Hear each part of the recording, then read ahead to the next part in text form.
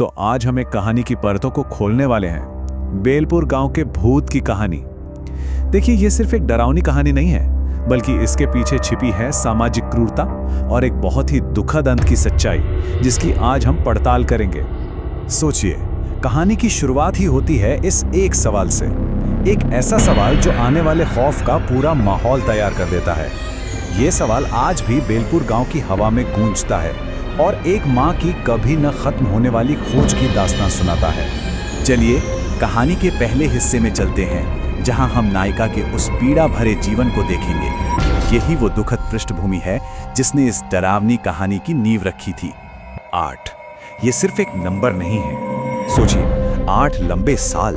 अंजलि के लिए उसकी शादी एक जेल की तरह थी। ये संख्या उसके उन अनगिनत दुखों की गवाह है। एक ऐसी कैद जहां हर दिन बस तकलीफ से भरा था। मतलब हर रोज उसे क्या कुछ नहीं सहना पड़ता था। मानसिक और शारीरिक शोषण तो था ही, पर मां ना बन पाना ये उसके खिलाफ एक हथियार की तरह इस्तेमाल किया गया। उसे हर पल ये एहसास दिलाया जाता कि वो अधूरी है, किसी काम की नहीं। ये शब्द थे उसकी सास और पति रघुवीर के। इन शब्दों से ही परिवार की क्रूरता का अंदाजा लगाया जा सकता है।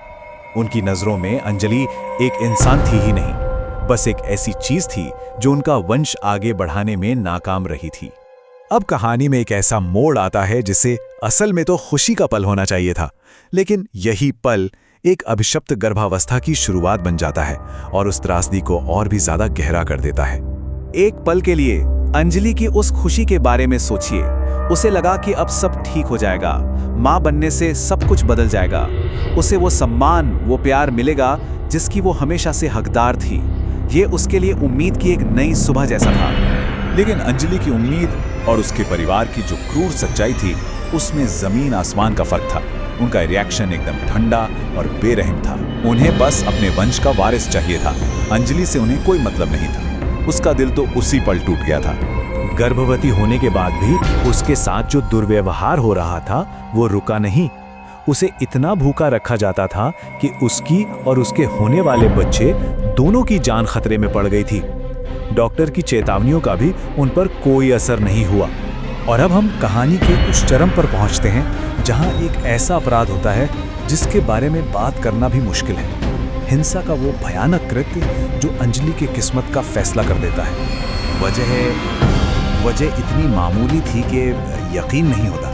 ठंडे खाने को लेकर हुई एक मामूली सी शिकायत रघुवीर के उस क्रूरतम काम का बहाना बन गई। वो शराब के नशे में था और उसने अपना सारा गुस्सा अंजलि पर निकाल दिया। और सबसे ज्यादा डरावनी बात तो ये थी कि रघुवीर के माता पिता की चुप्पी। वो बस वहां बैठे बैठे सब कुछ देखते रहे, जबकि उनका बेटा अपनी गर्भवती पत्नी की जान ले रहा था। ये अंजलि के आखिरी दिल को चीर देने वाले शब्द थे।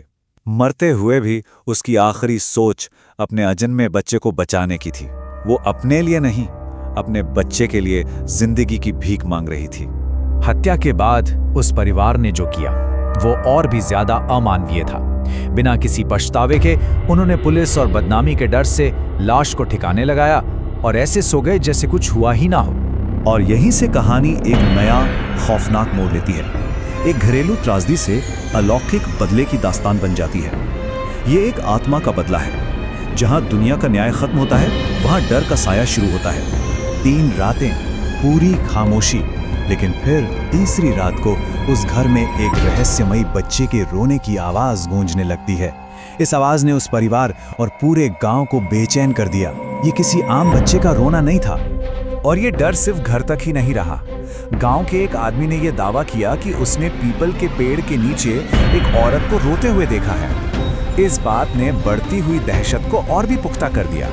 अंजलि की आत्मा ने उसी घर को उनके लिए एक जीती जागती नरक बना दिया। वो उन्हें हर रात अपने अपराध को फिर से जीने पर मजबूर करती थी। अब हर रात उनके लिए मौत की एक सजा थी। और फिर आई वो आखिरी रात। परिवार के तीनों लोग मरे हुए मिले। उनके चेहरों पर एक अजीब सा डर जमा हुआ था। उनका दम उसी आत्मा ने घोंटा था जिसे उन्होंने खुद जन्म दिया था। उनका डर ही उनकी मौत बन गया। परिवार तो खत्म हो गया, पर कहानी तो अब शुरू हुई थी। ये एक निजी अपराध से बढ़कर पूरे गांव के लिए एक स्थायी किंवदंती और एक चेतावनी बन गई। लोक कथाओं में ऐसी आत्माओं के लिए एक खास नाम है, गर्भवती आत्मा। मतलब एक ऐसी शक्तिशाली आत्मा जो अप्राकृतिक रूप से मर गई हो और हमेशा उस चीज की तलाश में रहती है जो उससे छीन ली गई थी। ये कोई साधारण भूत नहीं था, ये एक माँ की आत्मा थी। बाद में गांव वालों ने एक तांत्रिक की मदद से अंजलि का अंतिम संस्कार तो किया, लेकिन इसके बावजूद उसकी कहानी बेलपुर की एक डरावनी किंवदंती बनकर हमेशा के लिए जिंदा रह गई। वो उसके शरीर को तो शांत कर सके, पर उसकी कहानी को नहीं। और हम इस कहानी को उसी एक दुखद सवाल पर छोड़ जाते हैं जो आज भी उस किंवदंती को जिंदा रखे हुए है, मेरा बच्चा कहाँ है? ये एक ऐसा सवाल है जो बेलपुर के खेतों में गूंजता है और हमें एक माँ के अधूरे प्यार और इंसाफ की याद दिलाता है।